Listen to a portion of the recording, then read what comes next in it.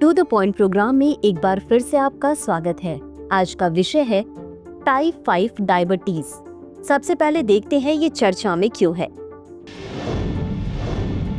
हालिया खबरों के अनुसार डायबिटीज का एक कम जाना पहचाना और कम समझा जाने वाला रूप है, जो कई दशकों तक बड़े पैमाने पर भुला दिए जाने के बाद फिर से वैश्विक सुर्खियों में आ गया है।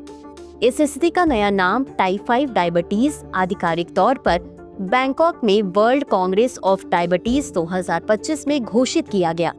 टाइप 5 डायबिटीज की महामारी विज्ञान और रोग जनन का अध्ययन करने के लिए एक वैश्विक टास्क फोर्स का गठन किया गया है।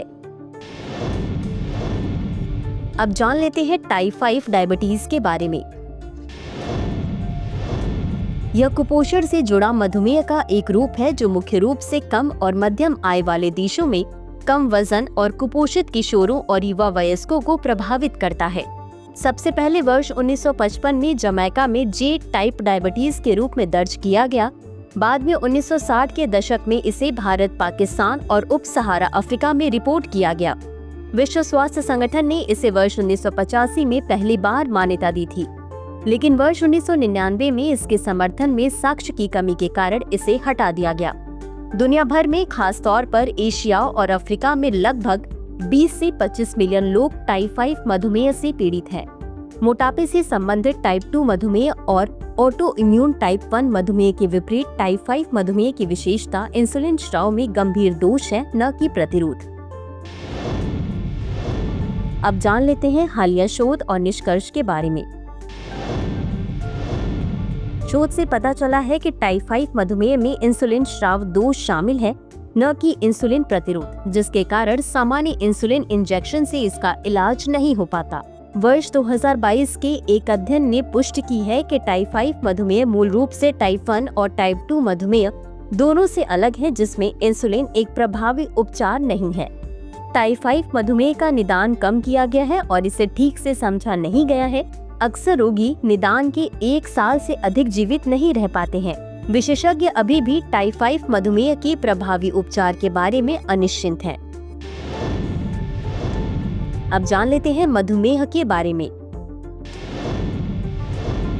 मधुमेह एक पुरानी बीमारी है जो या तो अपर्याप्त इंसुलिन उत्पादन या शरीर द्वारा इंसुलिन का प्रभावी ढंग से उपयोग करने में असमर्थता के कारण होती है। इंसुलिन रक्त शर्करा के स्तर को नियंत्रित करने के लिए महत्वपूर्ण है और उचित कार्य के बिना रक्त शर्करा का स्तर अनियंत्रित रूप से बढ़ सकता है, जिससे हाइपरग्लाइसेमिया हो सकता है। अगर अनियंत्रित छोड़ दिया जाए तो मधुमेह शरीर की विभिन्न प्रणालियों, विशेष रूप से नसों और रक्त वाहिकाओं को दीर्घकालिक नुकसान पहुंचा सकता है। वर्ष 2023 भारतीय चिकित्सा अनुसंधान परिषद भारत मधुमेह के अध्ययन के अनुसार भारत में मधुमेह का प्रचलन 10.1 करोड़ है, जो इस बीमारी के व्यापक प्रभाव को उजागर करता है। अब जान लेते हैं विश्व मधुमेह दिवस के बारे में।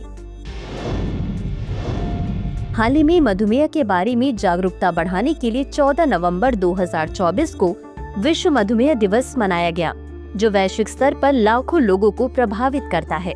वर्ष 2024 की थीम बाधाओं को तोड़ना, अंतरालों को पाटना, समावेशी स्वास्थ्य सेवा और मधुमेह प्रबंधन के लिए समान पहुंच की आवश्यकता पर प्रकाश डालती है।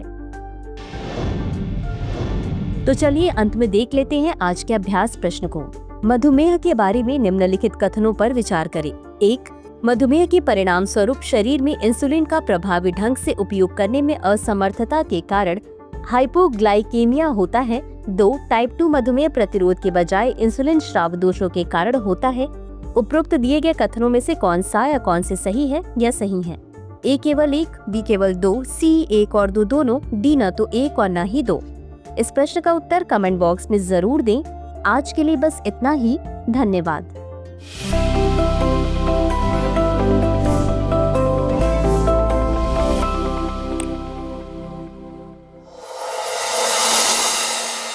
डियर व्यूअर्स, अपने एग्जाम की तैयारी को और बेहतर करने के लिए हमारे चैनल को लाइक, शेयर और सब्सक्राइब करना न भूलें।